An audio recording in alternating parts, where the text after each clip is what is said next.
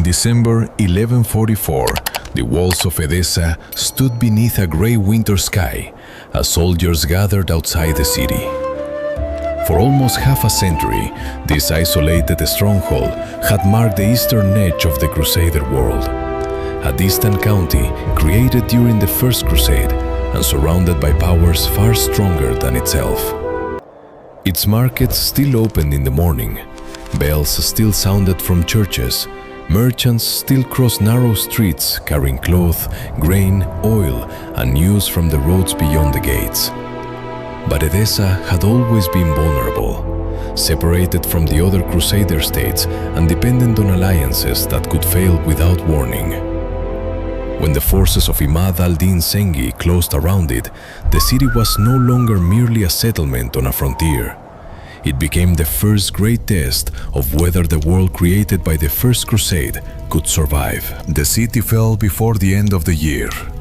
Edessa was the first Crusader state established during the earlier expedition, and it now became the first to be lost. News traveled slowly westward, carried through letters, church networks, merchants, pilgrims, and frightened survivors. By the time the story reached Europe, the fall had become more than a military defeat. It was a warning. The victory at Jerusalem in 1099 had once seemed to many Western Christians like a permanent transformation, proof that a determined sacred expedition could cross continents and reshape the Eastern Mediterranean. Edessa revealed something very different. The new Crusader states were not permanent monuments protected by memory.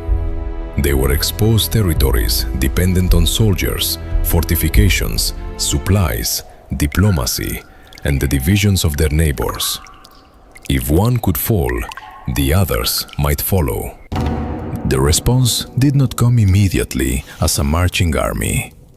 It began in royal halls, monasteries, cathedral chambers, and papal correspondence. Pope Eugenius III issued a formal call for a new crusade, offering spiritual privileges modeled on those granted to the participants of the First Crusade. Yet a papal declaration alone could not move kingdoms.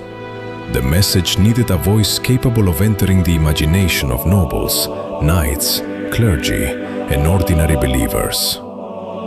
That voice belonged to Bernard of Clairvaux, one of the most respected religious figures of 12th century Europe. Bernard was not a soldier. He was a Cistercian abbot, a preacher whose authority came from discipline, reputation, and the belief that he spoke with unusual moral force.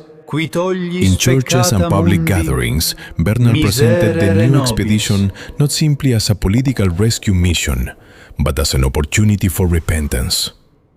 For medieval Christians, sin was not an abstract flaw. It carried consequences for the soul, and the promise of forgiveness could reach deeply into the lives of people accustomed to violence, inheritance disputes, private warfare, and the fear of judgment. Bernard's preaching transformed the loss of a distant city into a personal question.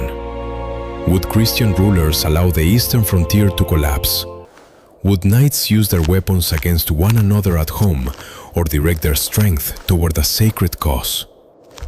Would those who had inherited the memory of the First Crusade stand aside while its achievements disappeared? Among the people listening was Louis VII, King of France. Louis was still relatively young, serious in his religious devotion, and burdened by the responsibilities of kingship. His decision to take the cross gave the campaign prestige that earlier crusading expeditions had not possessed. The First Crusade had been led primarily by great nobles rather than reigning monarchs. The second would be different. A king would travel east, accompanied by his queen, Eleanor of Aquitaine. Members of the royal household, noble families, knights, servants, clergy, craftsmen, and the enormous support network required to move a court across Europe. The presence of Eleanor added another layer to the expedition. As Duchess of Aquitaine in her own right, She belonged to one of the wealthiest and most influential aristocratic worlds in France. Her participation helped draw nobles from her territories into the campaign, but it also meant that the crusade carried the complications of a royal marriage into an already difficult military journey. Louis and Eleanor were not merely two individuals traveling together. They represented dynastic interests, political alliances, expectations of royal behavior, and the watching eyes of chroniclers who would later interpret their actions through rumor as much as evidence. In Germany, Conrad III also took the cross. The decision brought another royal army into the campaign and created the appearance of overwhelming power. Two kings, supported by major nobles and inspired by one of Europe's most famous preachers, would travel toward the Holy Land. From a distance, the expedition seemed far stronger than the one that had captured Jerusalem decades earlier. Yet strength on parchment was not the same as unity on the road. Louis and Conrad did not share one command structure. Their armies would travel separately. Their nobles carried different loyalties, languages, customs, and expectations. The expedition possessed prestige, but no single leader capable of directing every force toward one consistent strategy. Preparations spread through Europe during 1146 and 1147. The decision to join the crusade entered households just as it had half a century earlier. Land was mortgaged, money was borrowed, horses were purchased and inspected, armor was repaired. Blacksmiths worked over iron, while leather workers prepared saddles, belts, shields, and harnesses. Clerks recorded agreements that would govern estates during long absences. Wives, brothers, abbots, and stewards prepared to manage properties whose owners might never return. The red or white cross sewn onto clothing was a sign of devotion, but behind every piece of cloth stood a chain of practical arrangements. A crusader could promise his life to a sacred mission in a single moment. Preparing thousands of people to travel required months of labor. But the roads began filling with more than knights. Priests carried sacred objects and conducted services along the route. Servants tended horses and baggage. Cooks, smiths, wagon drivers, merchants, physicians, noble women, and poorer pilgrims joined the moving columns. A medieval army was not simply a line of armed men. It was a temporary society carrying food, animals, tools, wealth, illness, faith, and rumor. Every day it consumed grain, water, firewood, and patience. Every river crossing created delay. Every damaged wagon slowed those behind it. Every disagreement between commanders spread downward until it reached people who had no voice in strategy but would suffer from its failure. There were early signs that the movement was larger than the mission to Edessa alone. Crusading privileges were connected not only to the expedition toward the Holy Land, but also to campaigns in Iberia and against pagan peoples in the Baltic region. The idea of crusade was expanding beyond one road and one destination. It had become a flexible instrument through which the Church could frame warfare as sacred service. Yet for the armies of Louis and Conrad, the imagined destination remained the Eastern Mediterranean. They would cross through the Byzantine Empire, enter Anatolia, and reach the Crusader states. What happened after that was less certain. Far to the east, the political world was already changing. Zengi, the conqueror of Edessa, was killed in 1146, but his death did not remove the danger facing the Crusader states. His son, Nur el-Din, inherited authority in Aleppo and continued the broader effort to strengthen Muslim power in Syria. Edessa itself briefly changed hands during an attempted recovery, but the effort failed, and the city's Christian political role was effectively broken. The enemy imagined in Western sermons was therefore not standing still. While European rulers gathered armies, leaders in Syria formed alliances, secured cities, watched roads, and prepared for what might come. The Byzantine Emperor Manuel I Komnenos also watched the preparations with unease. Constantinople had experienced the arrival of Western crusading armies before. Byzantine rulers understood their military value, but they also understood their danger. Large foreign forces consumed supplies, ignored local authority, and sometimes viewed Byzantine caution as betrayal. Manuel had his own wars, treaties, borders, and diplomatic calculations. He could not simply suspend Byzantine policy to serve the expectations of two Western kings. When the Crusaders reached his empire, they would expect support. Manuel would expect discipline. Between those expectations lay the same mistrust that had complicated the First Crusade. By the summer of 1147, the expedition began moving east. Banners lifted above the roads. Royal households left familiar palaces behind.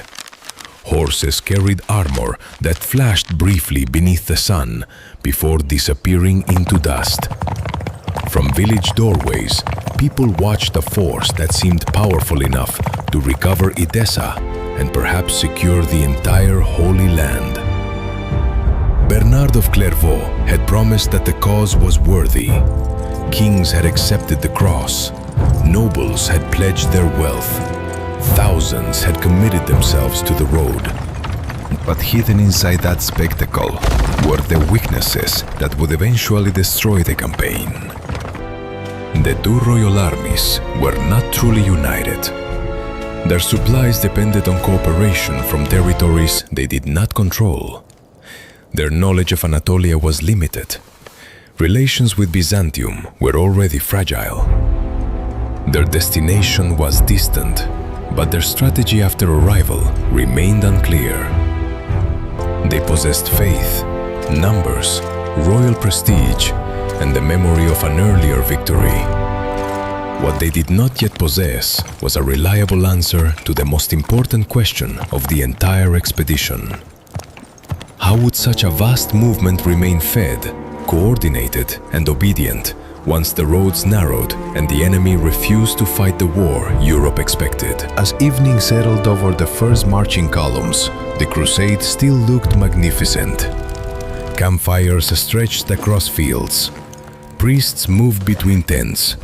Squires removed saddles from tired horses. Somewhere beneath a royal banner, a map was opened across a wooden table. Its coastlines imperfect and its distances difficult to judge.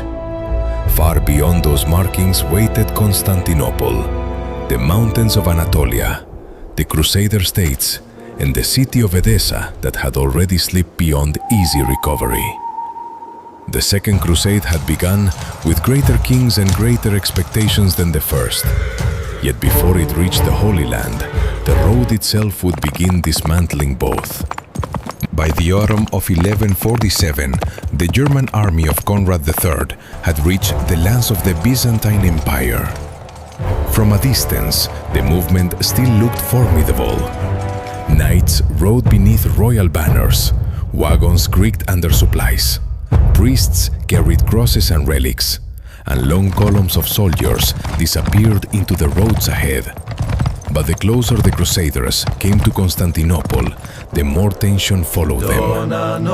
Byzantine officials remembered the difficulties created by the First Crusade and understood how quickly a friendly army could become a threat. Villages feared looting, merchants feared unpaid demands, soldiers watched the roads.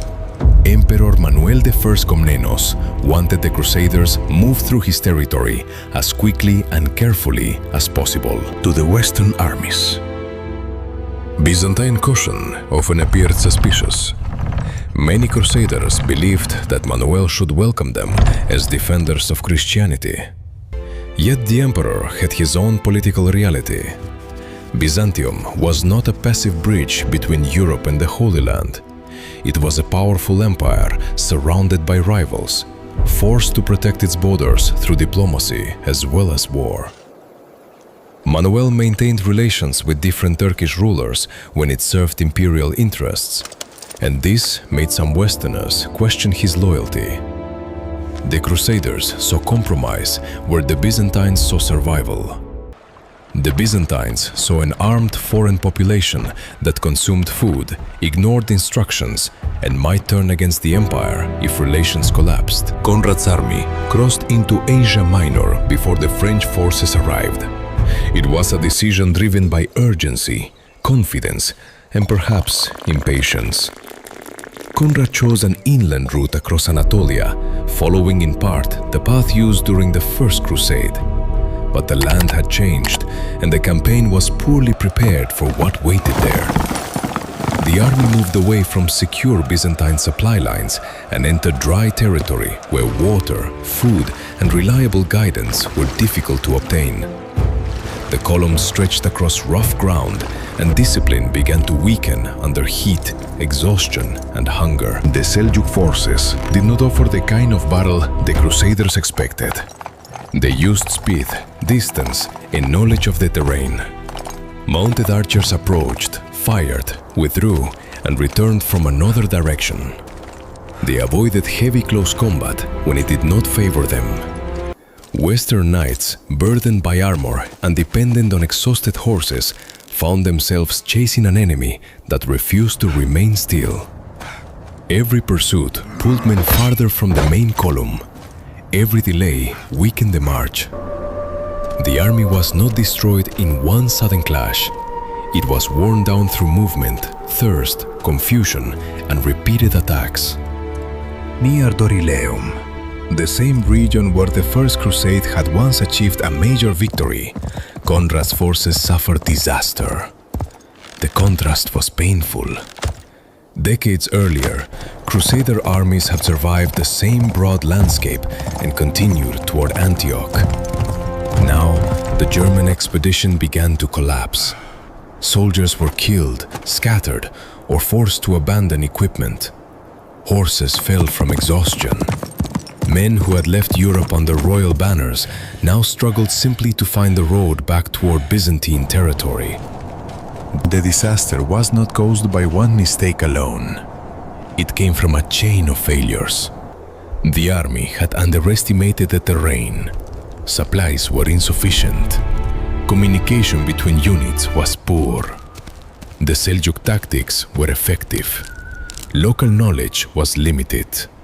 Confidence had moved faster than preparation.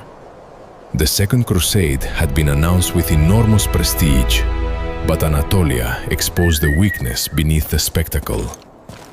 A king could command loyalty, but he could not create water where there was none. A noble army could carry expensive armor, but armor became a burden when horses died and the enemy remained beyond reach. Conrad himself survived, but his army was badly reduced.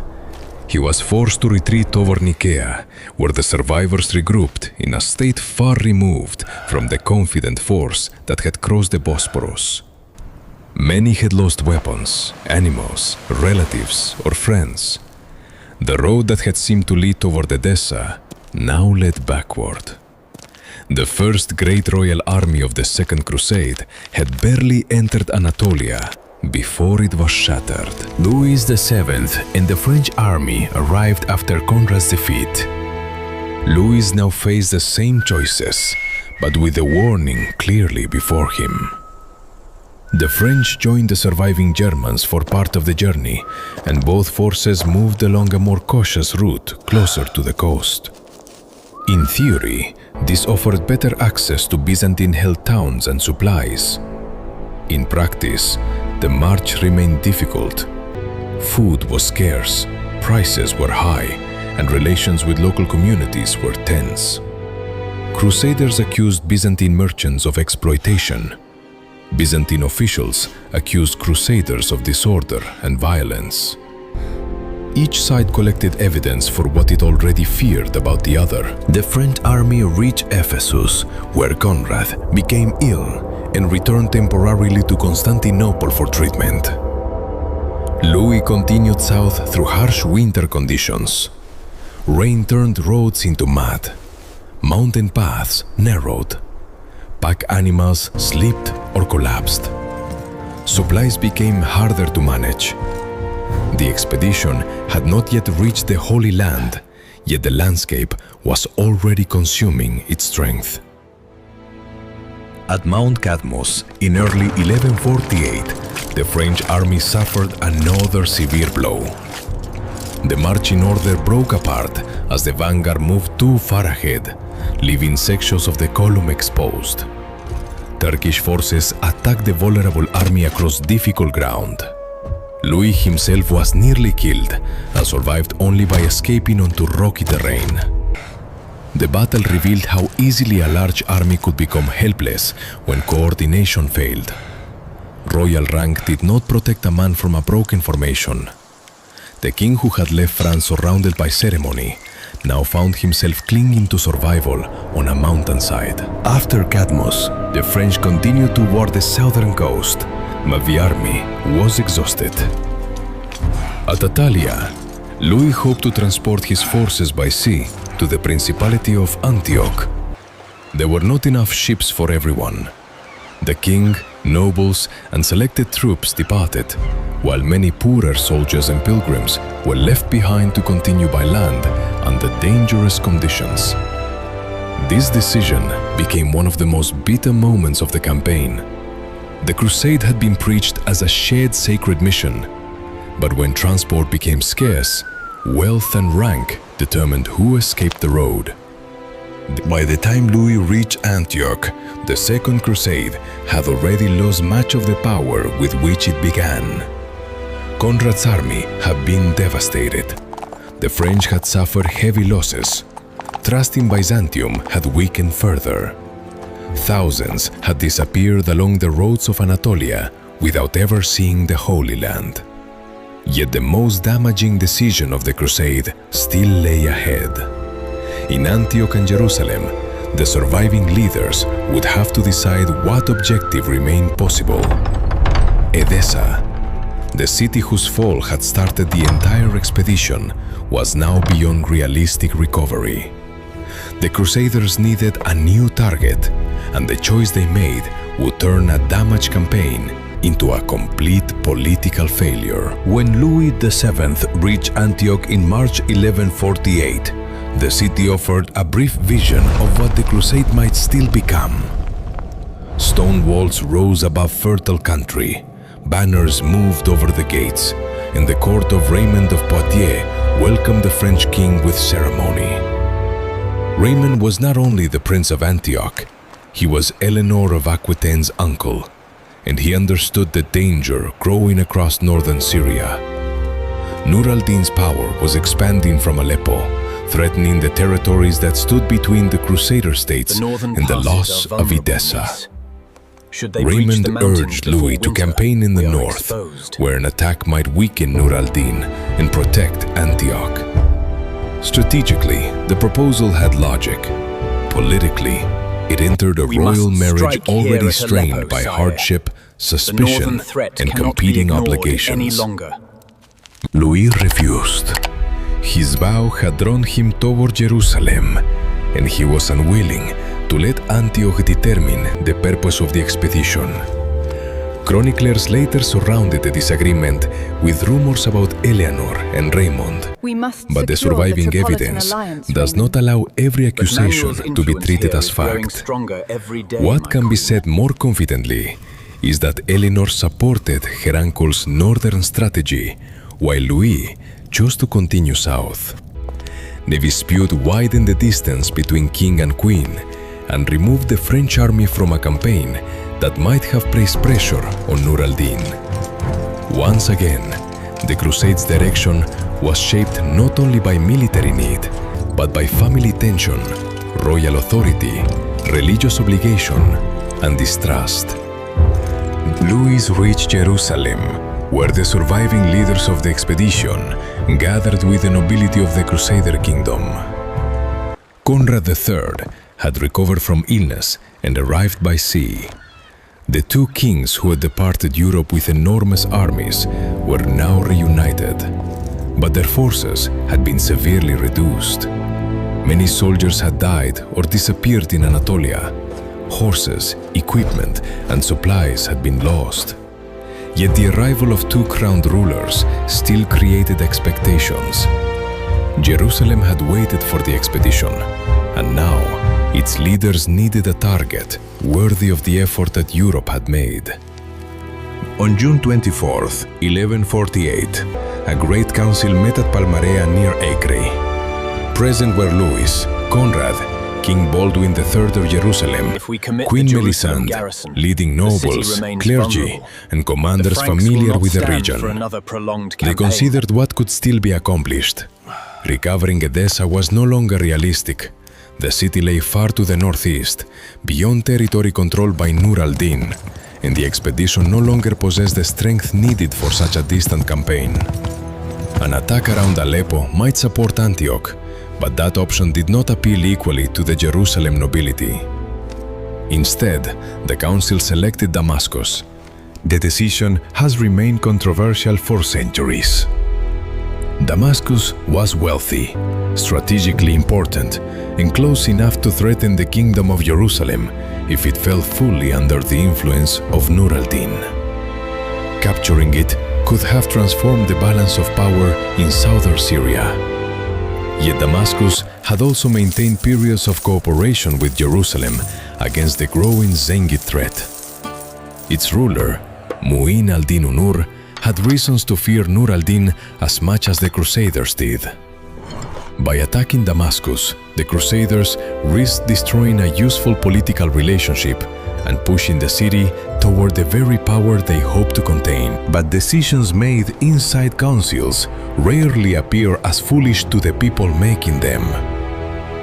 Damascus was famous, rich, and close. It offered a clear objective to an expedition whose original mission had become impossible. The kings needed a victory. Jerusalem's leaders wanted greater security. Some nobles may also have imagined the land, wealth, and prestige that would follow conquest. Around the council, strategy, ambition, religious purpose, and the need to justify earlier losses blended together. No single motive explains the choice, but together they created enough agreement to move the army. The Crusaders assembled near Tiberias and advanced toward Damascus in July. They traveled around the Sea of Galilee and through the region of Panias, moving beneath the hard summer sun toward one of the great cities of the Islamic world. Damascus was not an isolated fortress. It was sustained by the Barada River and surrounded by gardens, orchards, canals, villages, and cultivated land. Its fruit trees and flowing water made the area appear almost impossibly green against the dry landscape beyond. But the same gardens that supplied the city could also protect its defenders. Narrow paths, walls, irrigation channels, and dense vegetation restricted movement and concealed attacks. On July 24th, the Crusaders approached from the west, where the orchards offered access to water. Fighting began among trees and enclosed gardens, a battlefield very different from the open terrain Western knights preferred. Defenders struck from cover. Paths became crowded. Crusaders struggled to maintain formation while moving through walls, streams, and tangled vegetation. Conrad and his Germans fought with determination, and the combined army gradually forced its way closer to the city. The branch has it! By the end of the first stage, the attackers had established themselves near the western defenses and gained access to water. Damascus appeared vulnerable. Inside the city, fear spread quickly. Unur organized resistance, called for reinforcements, and appealed to neighboring Muslim rulers, including Nur al-Din and his brother Saif al-Din. This placed Damascus in a dangerous position. The city's ruler did not wish to surrender his independence to Nur al-Din, but the Crusader attack left him with fewer choices. Every day the siege continued, pushed Damascus closer to the Zengid power. What had been intended as a strike against a future threat was already helping that threat grow. Then the Crusader leadership made the decision that would define the campaign. After several days on the western side, the army shifted toward the east. The new position offered more open ground near the walls, but far less access to water and food. Why the commanders moved remains debated.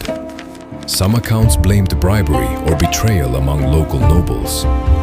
Others suggest that leaders believed the eastern defenses would be easier to attack. Rival claims over who would rule Damascus may also have weakened cooperation. Whatever the reason, the move abandoned the orchards and placed the army in a barren position where supplies quickly became critical. The defenders immediately reoccupied the western gardens. The Crusaders could not simply return to their earlier camp. Reinforcements for Damascus were approaching, water was running short, and trust inside the Christian army began to collapse. European leaders suspected the Jerusalem nobles. Local nobles questioned the judgment of the visiting kings. Rumors moved faster than orders. The great expedition that had survived mountains, hunger, and ambush was now trapped not by a stronger wall, but by its own divided command. Only 4 days after the siege began, the Crusaders withdrew. Behind them, the walls of Damascus remained unbroken. Dust covered the retreating columns as soldiers looked back toward the city they had nearly reached and could no longer threaten. There had been no decisive final battle and no single heroic defeat. We've been betrayed. The campaign ended through confusion, shortage, mistrust, and a decision no one could repair. The Second Crusade had traveled across Europe and Anatolia, led by kings and blessed by famous preachers, only to collapse within sight of Damascus. The retreat from Damascus did not look like the ending Europe had imagined. There was no captured city, no procession through open gates, no sacred object raised above a victorious army. There were only tired columns moving away through dust, men conserving water, commanders avoiding one another, and soldiers trying to understand how a campaign led by 2 kings had collapsed in 4 days. The city remained behind them, its gardens recovering from the fighting and its walls still held by those who had defended it. For the Second Crusade, the retreat was more than a military setback. It was the moment when confidence finally disappeared. Louis VII, Conrad III, and the nobles of Jerusalem each had reasons to blame others. Western Crusaders suspected that local leaders had betrayed the siege or accepted bribes. Some Jerusalem nobles believed the visiting kings had failed to understand regional politics. Others argued that the move from the western orchards to the dry eastern side had destroyed the army's only advantage. The surviving accounts do not provide one final explanation accepted by every historian. What can be said with confidence is that the Crusader leadership no longer trusted itself. Once that trust disappeared, the army could not recover its position or agree on another major objective. Conrad left the Holy Land before Luis Apedo. His surviving forces had already endured destruction in Anatolia, illness, and the humiliation of Damascus. He returned west without the victory that royal prestige had seemed to promise. Louis remained for several months, visiting holy sites and fulfilling the devotional part of his journey.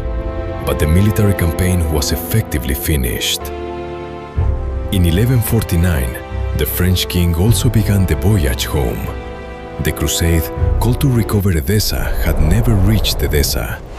The expedition, meant to strengthen the Christian states of the East, had damaged one of their most useful political relationships. The army that had entered Byzantine territory in enormous numbers returned in fragments. The consequences appeared quickly. Damascus, frightened by the Crusader attack and increasingly unable to stand alone, moved closer to Nur al-Din. This was precisely the outcome that some leaders in Jerusalem had once hoped to prevent. In 1154, Nur al-Din would take control of the city, uniting Damascus and Aleppo under his authority. That union created a much stronger political and military power in Syria. The failed siege, therefore, did more than waste an opportunity. It helped reshape the region in favor of the Zengid cause and placed the Crusader states under greater pressure. Nur al-Din became one of the central figures in the generation after the Second Crusade. He cultivated an image of disciplined leadership, religious duty, justice, and resistance to the Crusader states. He supported institutions, strengthened cities, and used both warfare and diplomacy to expand his influence. His achievement was not simply that he won battles. He helped create greater political unity where rivalry had once allowed the Crusader states room to survive. That process would later prepare the way for Saladin, who entered Nur al-Din's political world before building a wider power of his own. For the Kingdom of Jerusalem. The failure at Damascus exposed a dangerous contradiction. The Crusader states needed support from the West, but Western armies did not always understand the delicate alliances that kept those states alive. European rulers arrived with prestige, religious purpose, and expectations of decisive conquest. Local nobles lived in a region where survival often depended on negotiation with Muslim rulers, temporary truces, trade, and shifting coalitions. The Second Crusade showed what could happen when a distant vision of holy war collided with the practical politics of the Eastern Mediterranean. The campaign also damaged the trust between Western Europe and Byzantium. The emperor swore an oath, Many then crusaders broke it like returned, glass. convinced that We lost Emperor good Manuel men had because of his obstructed them, deceit. misled them, or cooperated too closely with Turkish powers. Byzantine observers could answer that the Western armies had ignored advice, disrupted imperial territory, and expected the empire to support reckless decisions. Neither side fully accepted the other's explanation. The gulf between Latin and Greek Christianity grew wider, shaped not only by theology, but by memory, accusation, and competing political interests. The Second Crusade did not create that division, but it deepened it. In France, the expedition followed Louis and Eleanor home. Their marriage had already been strained before the Crusade, and the disagreement at Antioch widened the break between them. Their union was eventually annulled in 1152. Eleanor soon married Henry of Anjou, the future Henry II of England, carrying her vast Aquitanian inheritance into a new political alliance. That marriage would transform the balance of power in Western Europe and contribute to generations of conflict between the French and English crowns. The collapse of one royal marriage was not caused by the Crusade alone, but the journey exposed tensions that could no longer be contained. Bernard of Clairvaux also faced the consequences of failure. He had preached the expedition with confidence and moral authority.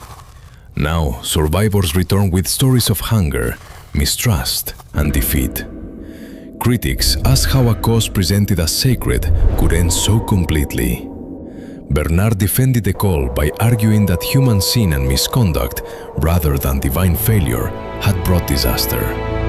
This explanation belonged to the religious worldview of the time, but it could not fully restore the campaign's reputation.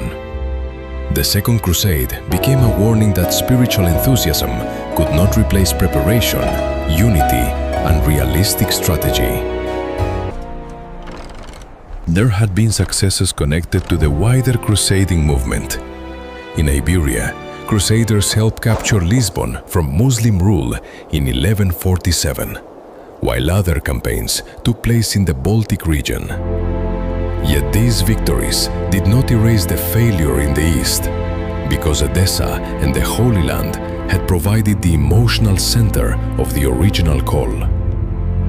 The expedition was judged by what happened to the royal armies of Louis and Conrad, and by that measure, it had failed. The central question can now be answered. How did a crusade led by two of Europe's most powerful kings collapse before completing its mission? It failed because royal prestige concealed divided command. It failed because its armies entered Anatolia without sufficient supplies or knowledge of the terrain. It failed because Western leaders in Byzantium distrusted one another. It failed because the original target became unreachable, leaving the expedition without a clear purpose. And at Damascus, it failed because political rivalry, poor positioning, limited water, approaching reinforcements, and collapsing trust turned an ambitious siege into a retreat. The failure was not inevitable from the first day, but each weakness prepared the next. Conrad's army was shattered before reaching Syria. Louis lost men, horses, and confidence on the same road. Antioch offered a possible northern strategy, but Louis rejected it. The Council of Acre selected a target that had once been a useful ally. The commanders abandoned the strongest position outside Damascus and moved where water was scarce. By the time they recognized the danger, the army no longer trusted its own leaders enough to remain. Imagine the final ships carrying the survivors west across the Mediterranean. The sails fill in the evening wind, while the coastline of the Holy Land becomes smaller behind them. Armor rests below deck, scratched and dulled by roads that led nowhere. A knight carries home a cross sewn years earlier onto his cloak, but the cloth is now faded by rain, dust, and sunlight. A priest prepares explanations for those who will ask what happened. A king looks toward Europe, knowing that his crown has survived, but his reputation has changed. Far inland, Damascus continues beneath its walls. Water moves through the channels of the Barada. Gardeners return to damaged orchards. Merchants reopen their stalls. Watchmen look toward the roads from which the Crusader army has vanished. The city's survival will soon bring it closer to Nur al-Din, and that alliance will change the future of Syria. The Second Crusade has ended, but its consequences are only beginning. The expedition of 1147 to 1149 is remembered not because it achieved its purpose, but because it reveals how great campaigns can fail before the decisive battle ever arrives. Numbers can be lost to distance. Alliances can be destroyed by suspicion. Kings can command armies, but still misunderstand the world into which they lead them. The Second Crusade began with bells, sermons, royal vows, and the memory of Jerusalem.